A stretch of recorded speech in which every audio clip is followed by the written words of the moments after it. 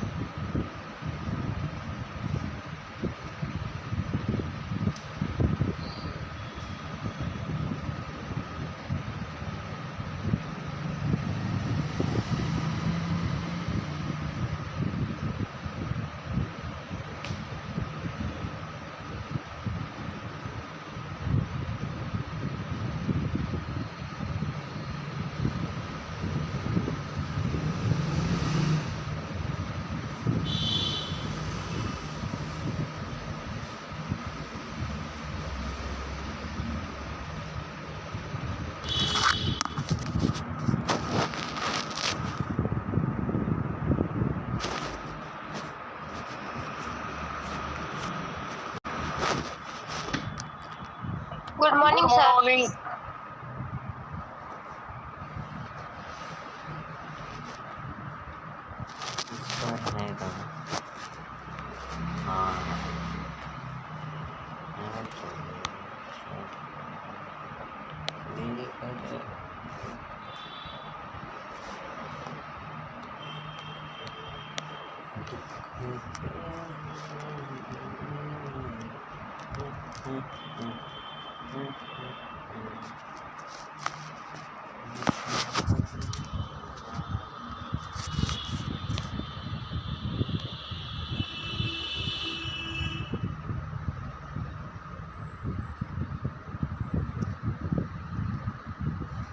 Sir क्या करना है?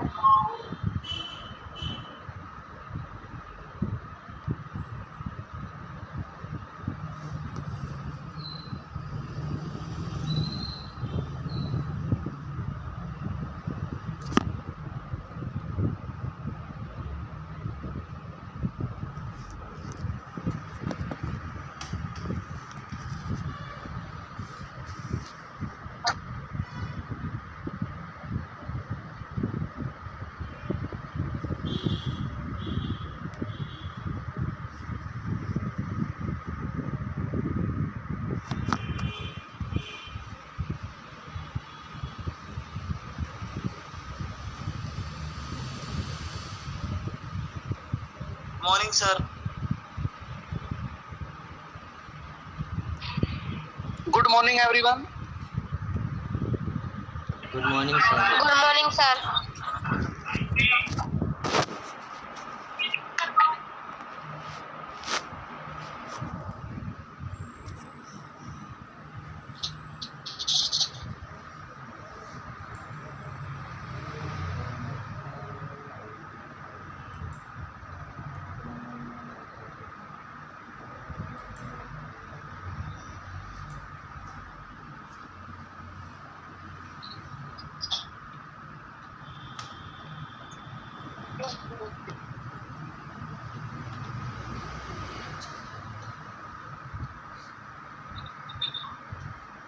Last year.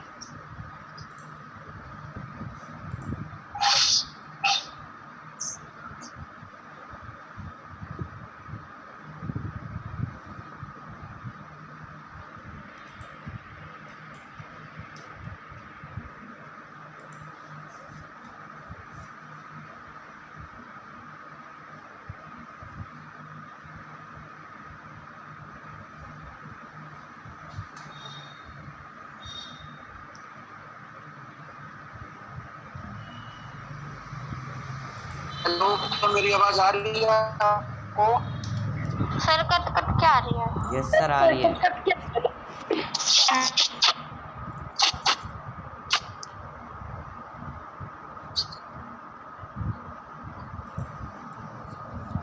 अब तक क्या आ रही है? ये चैप्टर हमें स्टार्ट कर आइडेंटिटी। ठीक है, क्लियर आवाज नहीं आ रही।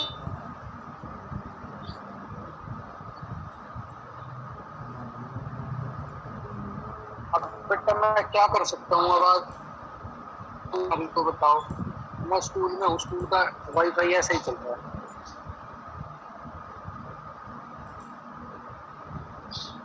सर चैप्टर 6 करवा रहा हूँ मैं एक बच्चे।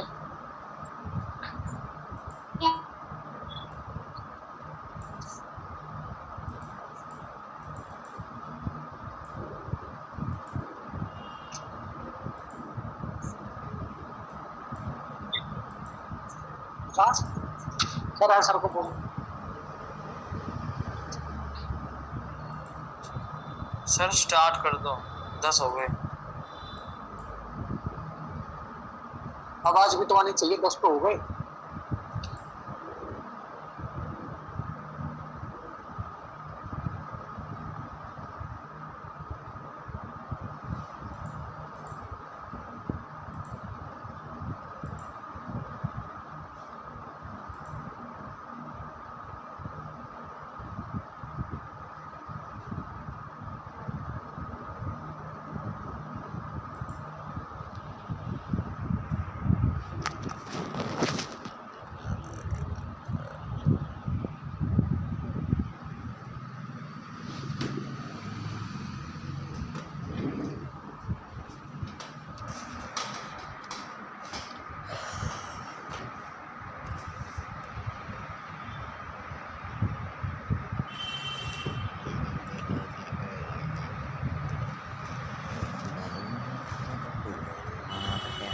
सर आप म्यूट हो।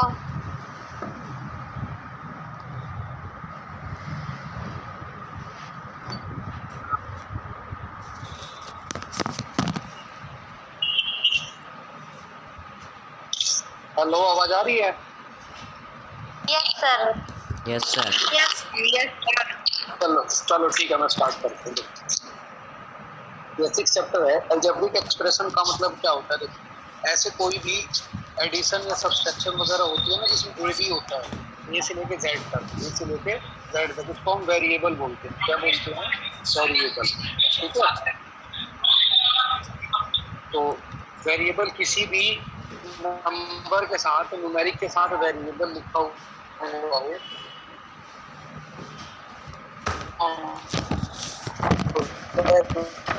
आपकी वॉइस क्लियर नहीं आ रही। क्लियर नहीं आ रही वॉइस, और ना बहुत धीरे आ रही है।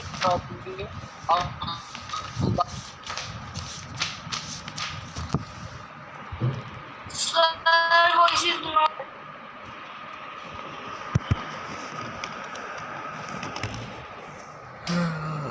I know my voice is not clear due to the net.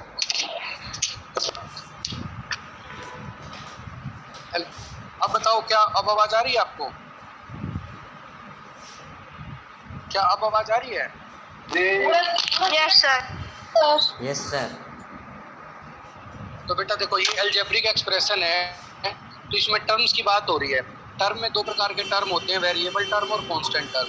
Variable term वो होते हैं जिसमें एक्स वाई जेड ये सब लिखे हुए होते हैं, लाइक ए टू जेड का कोई भी वैल्यू, ठीक है, वो वेरिएबल टर्म होते हैं। और जिसके साथ एक्स वाई वगैरह नहीं होते, वो हमारी कांस्टेंट टर्म होती है।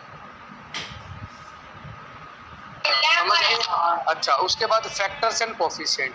देखो बेटा, जैसे 5ab स्क्वायर है, अगर हम इसके फैक्टर करने हो तो 5 का कोई फैक्टर नहीं होता, ठीक है ना, तो हम इसको लिख सकते हैं 5 into A into B into B, 5 into A into B into B, तो ये इसके फैक्टर है। ऐसे ही मान लो 7b क्यूब है, तो 7 into B into B into B.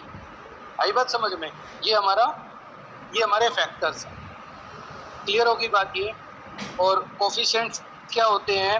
जो वेरिएबल टर्म के साथ कोई भी कांस्टेंट टर्म जो जुड़ा हुआ हो, वेरिएबल टर्म के साथ कोई भी कांस्टेंट टर्म जुड़ा हुआ हो, उसको हम क्या कहते हैं? उसको हम कोफिशिएंट कहते हैं। जैसे देखो, ए बी स्क्वायर के साथ क्या जुड़ा हुआ है? 5, तो ये इसका कोफिशिएंट है। बी क्यूब के साथ क्या जुड़ा हुआ? -7, तो ये इसका कोफिशिएंट है। आगे बात समझ में? Yes sir. Yes sir. Yes sir. Clear है? अब देखो, like and unlike term. Sir repeat करना। लाइक टर्म का मतलब क्या होता है? जिसकी वेरिएबल सेम हो, जिसमें वेरिएबल क्या हो? सर कोफिशिएंट दोबारा अनलाइक बताना। टर्म का मतलब सर कोफिशिएंट दोबारा बताना। तो वेरिएबल सेम होने चाहिए। जैसे मान लो 7b और 5b, ये दोनों जो हैं वो वेरिएबल टर्म। सर आपकी बात समझ में, क्योंकि जो इनके वेरिएबल है वो सेम है b, लेकिन अगर कोई 7b और 7b स्क्वायर हो तो ये दोनों लाइक टर्म नहीं है, क्योंकि इसके वेरिएबल सब सेम नहीं है। तो बेटा देखो, तो लाइक टर्म वो होते हैं जिसके वेरिएबल सेम होते हैं, सर कोफिशिएंट दोबारा समझाना। लाइक देखो, जैसे ये ए बी स्क्वायर है, ये ए स्क्वायर बी है, तो ये वेरिएबल टर्म नहीं है, ठीक है। और जो भी लाइक टर्म होता है उसका कोफिशिएंट सेम होना जरूरी नहीं होता। तो बेटा ये अलजेब्रिक एक्सप्रेशन में मोनोमियल क्या होता है कि इसमें एक ही वैल्यू होती है। मोनोमियल का मतलब एक जो है अलजेब्रिक एक्सप्रेशन होगा, क्या होगा, ए होगा, जैसे 5x 2a स्क्वायर 3xy, ये सिंगल टर्म होगा। बाइनोमियल ये दो हो गए, ये दे ट्राइनोमियल सर बीच में आपकी आवाज रुक रही है, सर आपके ठीक से आवाज नहीं आ रही। बीच में जा रही है आवाज।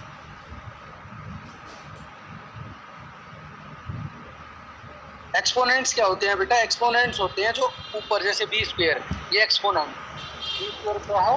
एक्सपोनेंट। पॉलिनोमियल का मतलब क्या होता है? जब जिसमें कोई भी वेरिएबल हो उसका जीरो कोफिशिएंट नहीं होना चाहिए, कोई भी जीरो कोफिशिएंट नहीं होना चाहिए, और जो नेगेटिव होना चाहिए ना ही कोई फ्रैक्शन होना चाहिए। लाइक जैसे ये है 5√y, तो ये पॉलिनोमियल में नहीं काउंट होगा, क्योंकि जो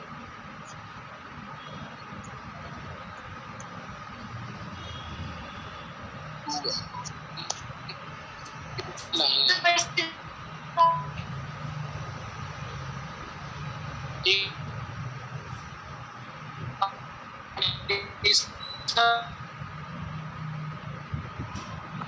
कभी सर आपकी वॉइस नहीं आ रही। Not clear. Not able to do any same, sir, ये आपकी कहता voice है। clear ये मान लो नहीं आ 2 नंबर है, ये हमें ऐड करने हैं।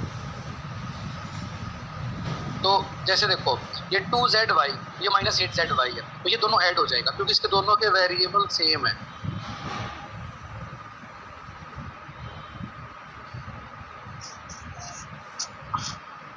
टू एक्स वाई,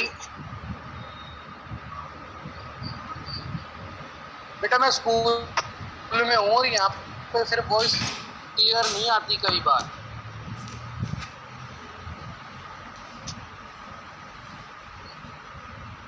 ठीक है, तो आप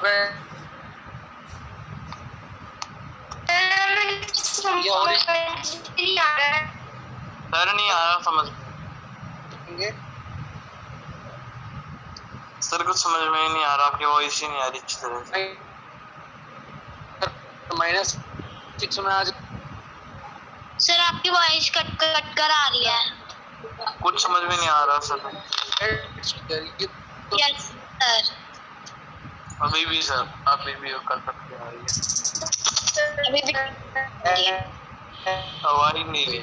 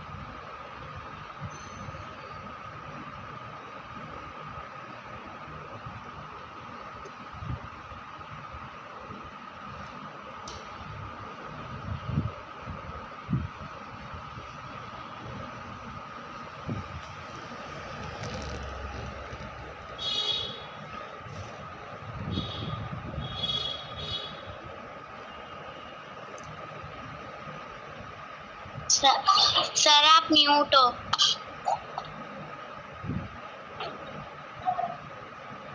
तो ये जैसे कॉलम मेथड है, कॉलम मेथड में क्या हो होता है, जितने भी लाइक टर्म है उनको हम ऊपर नीचे रख लेते हैं। जैसे देखो 3x स्क्वायर है और ये माइनस 8x स्क्वायर है, तो 3x स्क्वायर के नीचे लिख लिया हमने माइनस 8x स्क्वायर नहीं है, या कोई भी x y की टर्म और 13 को हमने साथ में लिख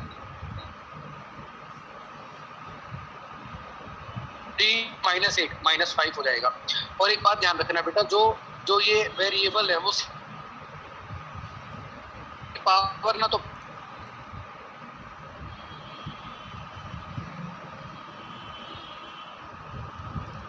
जैसे -3 से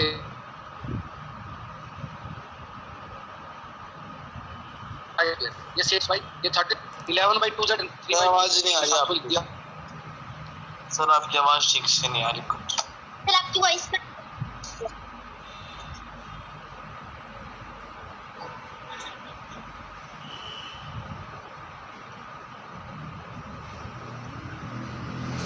वॉइस आएगी बेटा, धीरे धीरे आएगी। सर एकदम जब आप बोलते हो ना, देखो बता रहे होते हो सब, जब बिल्कुल भी समझ में ही नहीं आता। यस सर, बहुत देर के बाद जाते हैं सर, समझ नहीं आ रहा। सर ये नहीं पता चल रहा आप क्या बोल रहे हो, बार बार ऐसे आ रहा है, ऐसे आ रही है सर, वॉइस नेटवर्क के जरिए कट रही है बहुत ज्यादा। हाँ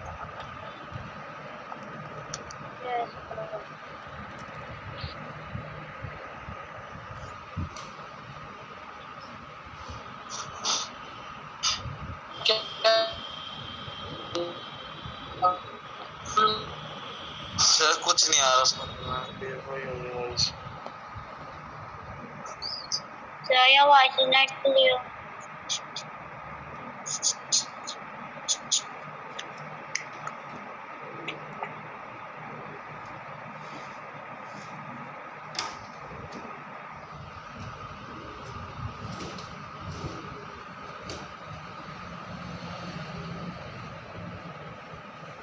सर म्यूट हो आप, सर आपका माइक सर आप म्यूट हो। मैं कह रहा हूँ नेटवर्क प्रॉब्लम की वजह से क्लास आ रही है, अब ऑफ नहीं है ये। जब वीडियो समाप्त हो जाती है ना नेटवर्क की वजह से, तो फिर ये अपने आप ही म्यूट हो जाता है। ठीक है, तो वैसे आपको समझा दिया मैंने कि जितने भी लाइक टर्म्स हैं उनको आपको एक साथ रखने हैं।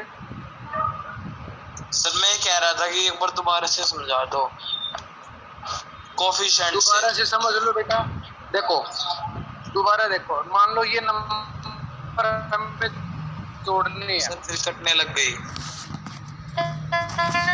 ये करना है जब हमें सर फिर क्या सर आपकी आवाज नहीं आ रही।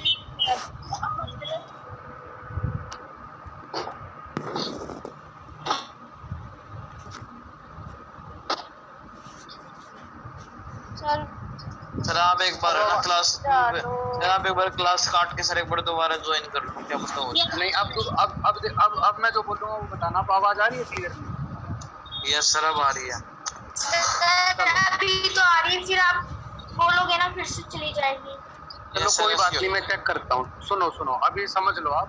देखो ये नंबर हमें ऐड करनी है, ये दोनों अलजेब्रिक एक्सप्रेशन हमें ऐड करनी है। तो ना हम इनको अरेंज कर देंगे लाइक टर्म के अकॉर्डिंग। लाइक टर्म का मतलब क्या होता है कि जिसके जो वेरिएबल हैं वो सेम रहते हैं। ठीक है, और उसकी पावर भी एक्सपोनेंट्स भी सेम होनी चाहिए। जैसे जेड स्क्वायर और यहाँ पे भी देखो जेड स्क्वायर, इन दोनों को हमने एक साथ रख दिया। ठीक है, ये जेड है, ये भी जेड है, तो ये भी हमने एक साथ रख दिया। ठीक है, 7 6 ये हमने एक साथ रख दिया। और यहाँ पे एक अलग से 9ZY है, वो हमने इसको सेपरेट कर दिया क्योंकि उसके ऊपर कुछ था नहीं। अब हम क्या करेंगे, इन दोनों को ऐड करेंगे तो -3 -13 -16 होगा। ठीक है, 11/2 -3/2 कर देंगे। देखो 11/2 -3/2 ये 8/2, ये 4 हो गया, तो 4 आ जाएगा यहाँ पे। Z एज इट इज रहेगा, 9ZY एज इट इज रहेगा। 7 - 6 आंसर 1 आया समझ में? नहीं आया समझ में? यस सर आ गया। आ गया समझ में? तो ऐसे ही है बेटे सारे क्वेश्चन। देखो जैसे 1 2 3 4, इसमें 3 वो हैं अलजेब्रिक एक्सप्रेशन, वो आपको ऐड करने हैं। तो जितने भी लाइक टर्म्स हैं उनको आप एक साथ रख लो, ठीक है। जैसे पी क्यूब है, यहाँ पे भी देखो पी क्यूब है, यहाँ पे भी पी क्यूब है, उनको एक साथ रख लिया हमने। 5/-3, ये 5-3, 5-2, इनको एक साथ रख लिया हमने। फिर ये 3p, यहाँ पे क्या है, यहाँ पे 3p, p वाला कुछ है ही नहीं, और यहाँ पे है, तो इसको हमने अलग रख लिया। देखो 3p और 5/2, ठीक है। फिर देखो जब हम इसको अरेंज करते हैं ना, तो हम इस अलजेब्रिक एक्सप्रेशन को ऐसे अरेंज करते हैं कि जो बड़ी पावर होती है, यानी कि जो एक्सपोनेंट होती है, तो हायर डिग्री जो एक्सपोनेंट होगी उसको पहले लिखेंगे। जैसे क्यूब है तो पहले लिखा, फिर 2 है, फिर 1 है, फिर एक भी नहीं है, तो हम ऐसे अरेंज करते हैं अलजेब्रिक एक्सप्रेशन, ठीक है। ऐसे हम लिख लेंगे सब में और इनको ऐड माइनस कर लेंगे, ठीक है। Yes sir. आया समझ में, नहीं आया समझ में? सर आ गया। यस सर आ गया। हाँ, तो ये हमारा कॉलम मेथड है, ये कॉलम मेथड है, ये हमारा हॉरिजॉन्टल मेथड है। हॉरिजॉन्टल मेथड में क्या करते हैं, जितने भी लाइक टर्म्स उनको ग्रुपिंग कर लेते हैं। जैसे 6x 4x, तो ये हमने ग्रुपिंग कर दिया। अब ये 4x प्लस का है, बट यहाँ पे बाहर माइनस है, तो ये माइनस हो जाएगा। 6x - 4x, ये -4y है, ये प्लस है, यहाँ पे माइनस है, ये भी -2y हो जाएगा, ठीक है। 7 और -4, तो ये करना है, ओके सर। ठीक है। तो ऐसे ही आपको ये 6.1 करनी है। Okay sir. ये देखो, इसमें कहता है numerical coefficient, identify the terms and numerical coefficients for each of the following expression. सबके न्यूमेरिकल कोफिशिएंट्स, यानी कि जैसे इसका 2 हो जाएगा, इसका 5 हो जाएगा, इसका 3 हो जाएगा, ठीक है। ऐसे करना है। अब जैसे देखो, ये दोनों जो हैं, ये दोनों सेम वेरिएबल और एक्सपोनेंट के हैं, तो ये माइनस हो सकते हैं। 5 - 3 क्या बच जाएगा, 2ab²। ऐसे करना है आपको। Check whether the following expressions are polynomial. Polynomial के मैंने आपको ये कंडीशन बताई थी, किसी की भी पावर नेचुरल नंबर होनी चाहिए और वो डिवाइड में नहीं होना चाहिए। तो देखो, ये 1/2 है, तो ये पॉलिनोमियल नहीं है। तो रूट का मतलब होता है 1/2, तो ये पॉलिनोमियल नहीं है। ये भी पॉलिनोमियल नहीं है, क्योंकि ये 22 के ऊपर जाएगा तो नेगेटिव हो जाएगा, ठीक है। और ये पॉलिनोमियल है, क्योंकि 5/2 को हम 2 से मल्टीप्लाई करेंगे तो 2 से 2 कट जाएगा, तो ये हमारा पॉलिनोमियल है। आगे बात समझ में? अच्छा, ये हमारा क्या है, ये बाइनोमियल है, ये हमारा ट्राइनोमियल है, ये हमारा मोनोमियल है, और ये हमारा पॉलिनोमियल है।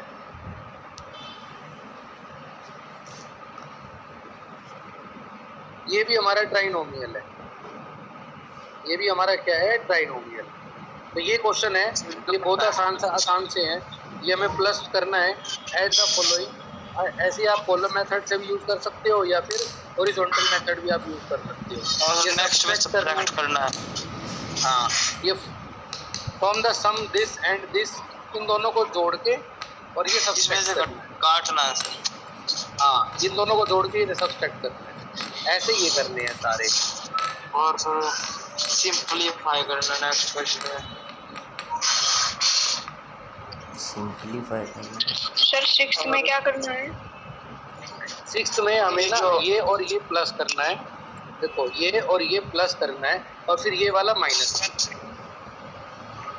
सर 8 में ये भी सर ये जो वर्ड प्रॉब्लम है, वर्ड प्रॉब्लम है। देखो, आपको क्या करना है, कहता है what must be add to get this.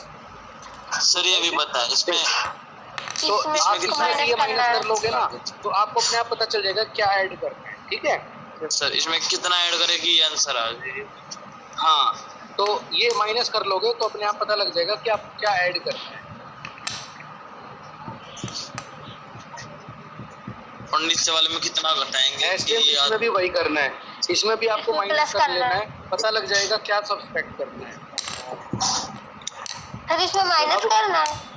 हाँ, 11th में क्या करना है, सब्सट्रैक्ट द सम, यानी कि इनको प्लस करके, ठीक है, और इनको प्लस करके फिर माइनस करना है। जैसे ये दोनों Yes, प्लस sir. हो जाएगा, और फिर अलग से ये दोनों प्लस हो जाएगा, तो जो भी सम आएगा उसे माइनस कर देंगे। माइनस ठीक है। करना। Find the perimeter of a triangle which sides. तो पेरीमीटर का मतलब क्या होता है, sum of all sides divide by 3। Sir plus होगा। हाँ, इन सबको प्लस करना है।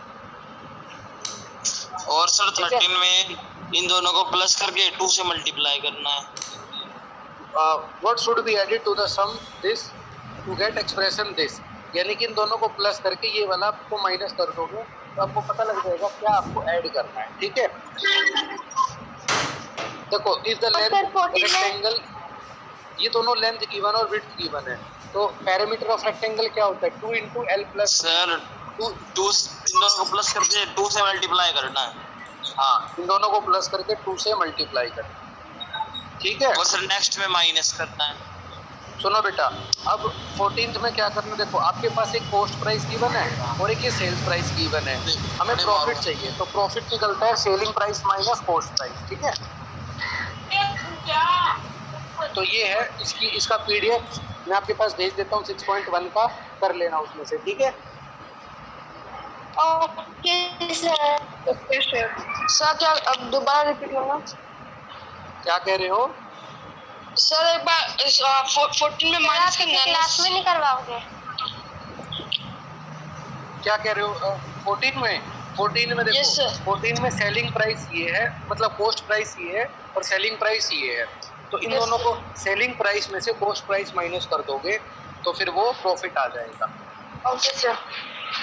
अभी कोई और क्या पूछ रहा था, बताओ। सर आप इसे क्लास में नहीं कराओगे?